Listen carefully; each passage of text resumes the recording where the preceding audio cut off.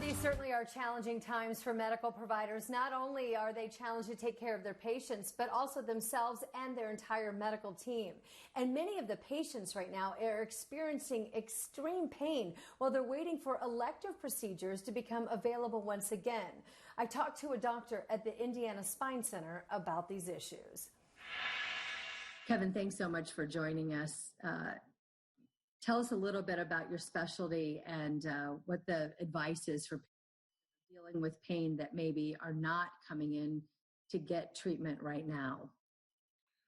I'm one of the co-founders of Indiana Spine Group. I direct the non-operative and minimally invasive spine section of our practice. We've been around for 22 years, and it's been a one heck of a ride, this is by far the most impactful issue that has ever arisen. Our staffing is down substantially. We will rotate our staff, and those that can work at home do work at home. Regardless of the situation, we continue to pay them, and as well as their benefits and insurance. We're going to try to optimize that as long as we can through the SBA loan. And we'll just see how things go going forward with respect to being able to do that for them. But physicians are not taking any salary for the past month just to make it happen because we really want to support them. So patients are in pain, they're calling in, and it's been determined through an evaluation process that this is an elective procedure, not an ominous concern, urgent concern, and to hold off on pain treatment. How's that settling with the patients? Sometimes not very well. Pain is a very subjective thing. One person's pain can be, considered very severe, where another person, they can just walk it off. And so we try to be as diligent and explain things as well as possible to say, hey, this is something that can be held off because we're looking for severity of pain, but more importantly, we're looking for other symptoms of neurologic deficit, so a new numbness or weakness in the initial phone call screening that we do. And if there's any sort of concern whatsoever, it gets bumped up to a telehealth call, which I'll be involved in that to see whether this is a person that really needs to come in. And then overall, we're down to about 1/3 of our volume of practice by doing it this way.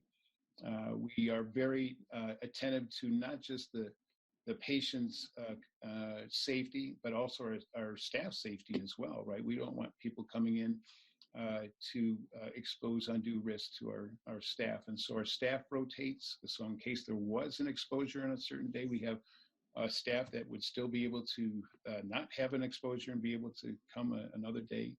And so we're just being very, very careful. And if a person does convince us that their pain is severe enough, or if they have these other types of red flags, if you will, we'll let them come in, and then we have that whole process of screening for them to even come in. What's the recommendation for that patient then who's staying at home and waiting for this pandemic to pass?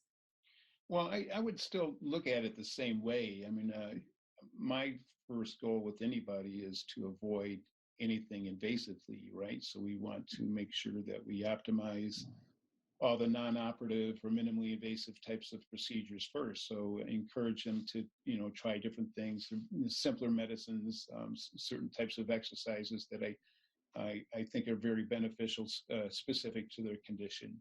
I think part of it is having the patients to understand that this is an unusual circumstance for all of us, and we're trying to do our best. On the other hand, we don't even have physical therapy here because that's too close, right? And so, we'll direct them through the phone of different things we'll want them to try, and maybe, some different types of medications, as long as we really try to avoid narcotic type of medications. But there's ways of getting patients over.